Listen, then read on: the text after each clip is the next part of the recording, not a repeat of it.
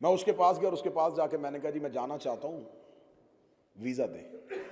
उनका कागजात लेके आए। कौन से कागजात? ये जरूरी डॉक्यूमेंट्स हैं, ये हम देखेंगे, फिर उन कागजात को देखने के बाद फैसला करेंगे कि आप हमारे मुल्क में जा सकते हैं कि नहीं। मैंने उससे कहा कि आप वहां के बादशाह हैं, वजीर आजम हैं, क्या इख्तियार है? उन्होंने कहा उन्होंने मुझे इख्तियार दे के तुम्हारे मुल्क में बिठाया हुआ। कागजात उन्होंने नहीं देखने, मैंने देखने। अमाल वो नहीं देखेंगे।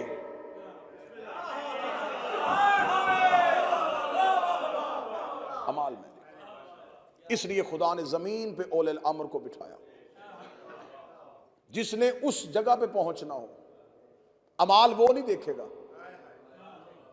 अमाल इमाम देखेगा। इसलिए खुदा ने कहा मैं क़यामत वाले दिन बुलाऊंगा इमाम के नाम पे, सदा दूंगा इमाम के नाम पे। अब जो इमाम वक्त है, इमाम वक्त के लिए अपने नफ्स को मार देना, अपनी ख्वाहिशात को खत्म कर देना। करबला के असहाब हुसैन की सबसे बड़ी इनफरादियत यह थी, उनमें ख्वाहिश ही नहीं थी। ये रूए जमीन पर ये पहली फौज थी जो अपने आका और मौला के साथ बगैर ख्वाहिश के खड़ी थी। और जब इश्क ख्वाहिशात पर गालिब आ जाए, अब ये लफ्ज सुनिएगा, एक इंसान भूख से मर रहा हो और भूख उसके बदन को सता रही है और उसके कान में कोई आके कहे तेरे फलां रिश्तेदार की मौत हो गई है, भूख खत्म हो जाएगी, क्योंकि दर्द उस कैफियत पे गालिब आ गया। दर्द उस कैफियत पे गालिब आ गया। करबला के हुसैन के असहाब में किसी चीज की ख्वाहिश नहीं थी, इसके हुसैन उन पे गालिब आया हुआ। कोई ना समझे कि वो प्यास से बेचैन थे, उन्हें प्यास महसूस ही नहीं हुई। फुरात आवाजें दे दे के उन्हें पुकारता रहा, इन्होंने मुड़ के भी नहीं देखा। ये इतने बेनियाज हो गए, काश कोई बंदा इस सदर की कीमत है, इतने बेनियाज हो गए, इन्होंने जन्नत की ख्वाहिश भी नहीं की।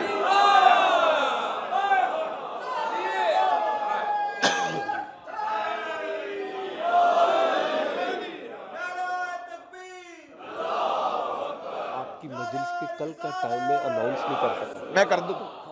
हाँ, आप कर दीजिएगा। 2:30 बजे आप बैठेंगे, 1:30 पर मजलिस स्टार्ट होगी। बस मतवजे बात की जाए, इन्होंने जन्नत की ख्वाहिश भी नहीं। हुसैन इब्न अली ने कहा कि मैं वादा करता हूं, बिस्मिल्लाह सरकार, मैं तुम्हें जन्नत देता हूं। इन्होंने हुसैन इब्न अली से कहा जन्नत की ख्वाहिश में नहीं। अब हुसैन इब्न अली जानते थे कि ये जन्नत के लालच में मेरे पास नहीं आए। जब हुसैन अलैहिस्सलाम इल्म इमामत के साथ जानते थे कि इन्हें जन्नत की ख्वाहिश नहीं, तो हुसैन ने फिर उनको लालच क्यों दिया? हुसैन अपने साथियों को जन्नत का लालच नहीं दे रहा था, क़यामत तक वालों को अपने साथियों की कीमत बता रहा था। उनके सामने जन्नत छोटी सी हो गई। उनका कौन सी जन्नत? तो इसका मतलब है ये इनकार जन्नत नहीं था, उनके अंदर ख्वाहिश ही नहीं थी। उन्होंने अपने आप को खाली कर लिया इश्क हुसैन के। क्या घर, क्या कबीला, क्या कौम, क्या खानदान, क्या भूख, क्या प्यास, उनके अंदर सिर्फ हुसैन था।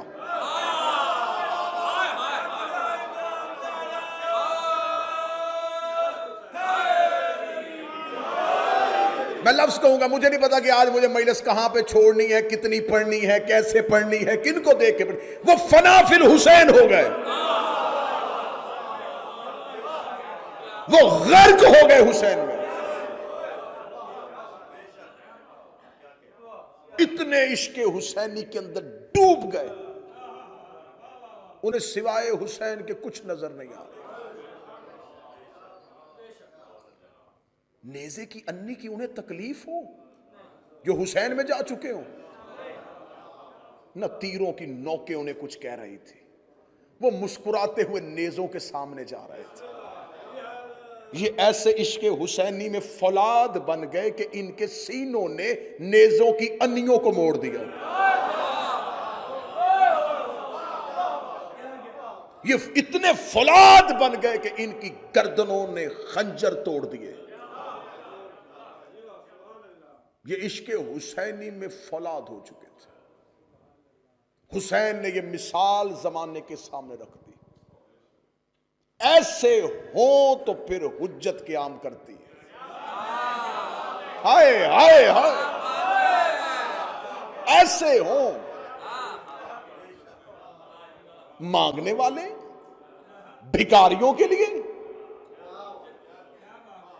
मैंने पहले कहा था कि मैं खुद को तुम में शामिल करके पढ़ने लगा हूं। किसको, किसके लिए? भिखारियों के लिए हुज्जत क़याम करे। ये भी दे दे, ये भी दे दे, ये भी दे दे, ये भी दे दे, ये भी दे दे।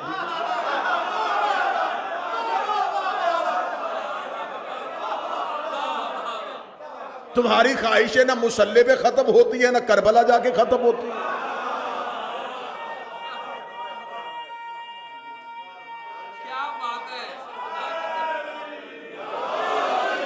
मजा आएगा उस दिन अलम को सलाम करने का, जब उसके नीचे मन्नतों के चिराग नहीं होंगे। जब भी चिराग जलाया मन्नतों का, जब भी चादर चढ़ाई ख्वाहिशों की, कब कब इश्क का चिराग जलेगा? कब अलम पे मोहब्बत की चादर चढ़ेगी? कब कोई खाली होके हुसैन के पास आएगा? सिर्फ मदद के लिए रखा है कि इनसे बेहतर मदद करने वाला कोई नहीं। इनसे जल्दी कोई सुन लेता, लोग कब के इनको छोड़ देते हैं।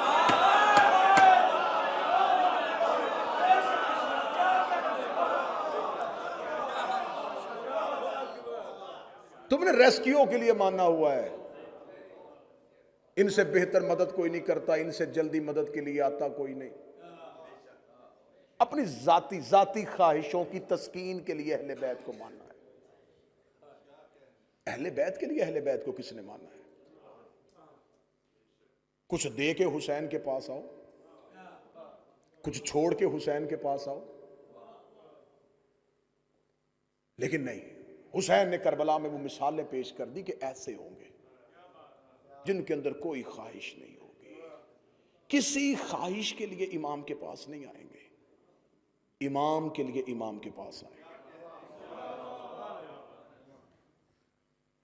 हाँ ठीक है, मैं बेहतर समझता हूं, इनसे ज्यादा कौन अल्लाह की बारगाह में वसीला है, ठीक है, लेकिन साथ ये भी जहन में रखा करो, ना भी बोलोगे तो ये जानते हैं।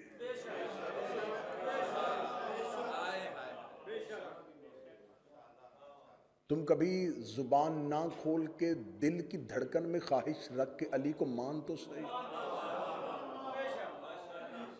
वो जानते हैं गुलामों की ख्वाहिशें क्या हैं, वो जानते हैं। अब करबला में जो हुसैन ने मिसाल पेश कर दी, अब इसकी मिसाल में है आखिरी हुज्जत के नुसरत की तैयारी। बस इमाम आ जाए, इमाम आ जाए। मैं इतने साल हो गए मुझे, 22-24 साल तो मुझे भी मिंबर पे हो गए, दुआए ज़हूर सुनते हुए, दुआए ज़हूर पढ़ते हुए, इमाम बारगाहों से लेके मस्जिद जमकरान, मस्जिद जमकरान से लेके मस्जिद सहला, मस्जिद सहला से लेके मस्जिद कूफा। कुबा हुसैन के नीचे हर दुआ कबूल हो जाती है। इतने अरसे से ज़हूर की दुआ हो रही है। जो हुसैन तुम्हें बेटा दे के भेज देता है, जो हुसैन तुम्हें घर दे के भेज देता है, इतने अरसे से उसकी हरम में जाके ज़हूर की दुआ कर रहे हो, तुम्हारी कबूल कर रहा है, ये क्यों नहीं कर रहा? अब इसकी मैं गहराई में चला जाऊंगा तो और 25 मिनट गुजर जाएंगे। ये हमारा अल अजल कहना कूफे वाला खत है।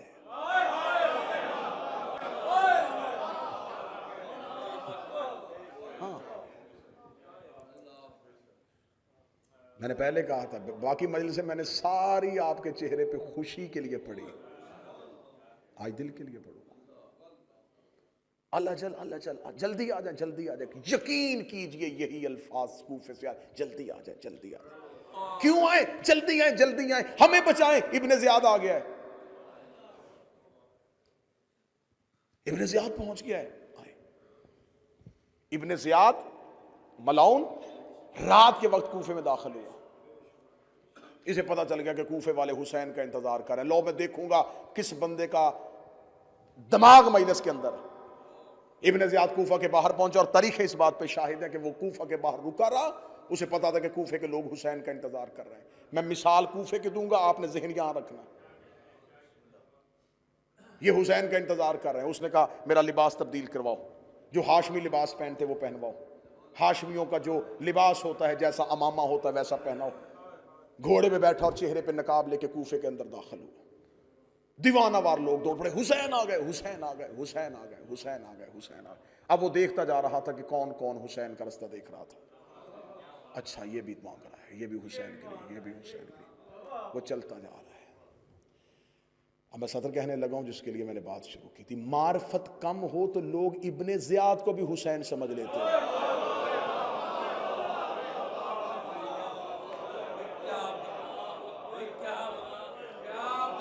मौला हुसैन इज्जत अता फरमाए। मारिफत कम हो,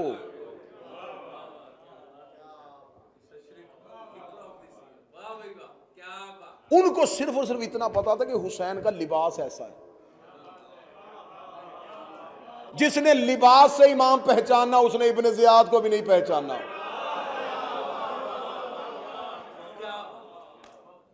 और उसी कूफे में एक बुढ़िया रहती थी। शोर हुआ कूफे की गलियों में, हुसैन आ गया। उसने अपने घर का पर्दा उठाया, यूं देखा, कहती हुसैन नहीं है।